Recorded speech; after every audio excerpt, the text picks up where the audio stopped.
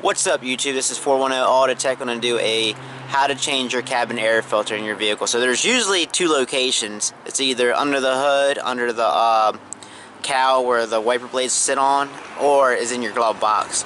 Most of them are really easy to get to. Some of them you have to take a couple things apart, but this one should be a quick, nice, easy one for you. Locate that.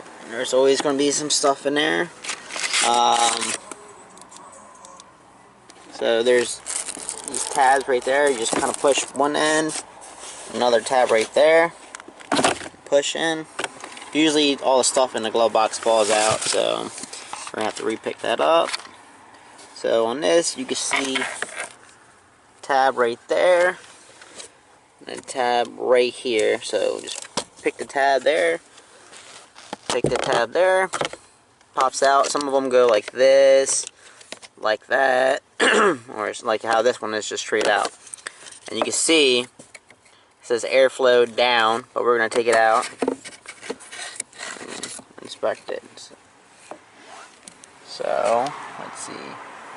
You can see it's really pretty dirty. It can cause your car to smell a little funny, and this kind of, you know, filters out all the stuff that you breathe in when you hit the recirc button on your car. You go inside, you see all the dirt and things that it catches. So it's a good thing to change it and not to take it out and not reinstall it or install a new one. So this also, if it's really dirty, can prevent the performance of the blower motor because it's extremely blocked up or anything like that, you know, or it'll go past it, it'll create a hole in it and then go into your blower motor. So do a comparison of the old one. There you go. So old one on your right, new one on your left. For this one I actually did not go factory. I actually went with a Fisher Auto Part one.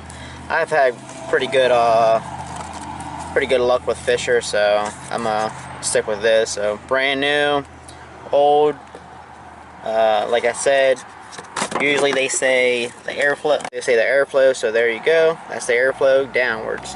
So there, airflow, get straight like that. Make sure you have that. Go that way, because they're just going to go down that way. Are you ready to put back the stuff? Just kind of snap one end first, and then clip. And then you can hear that second clip. Make sure it's fully in because you don't want anything to rattle inside your car. So you can see it's clipped in. Clipped in. Next is to reinstall the box. So some cars have this like little strut type deal, so you just gotta lift it back up. As you can see, it's in there, clipped in. So now you gotta push this tab, give a little love tap, make sure that side is in.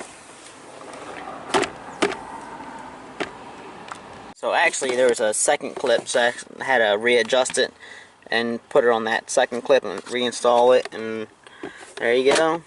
There's that.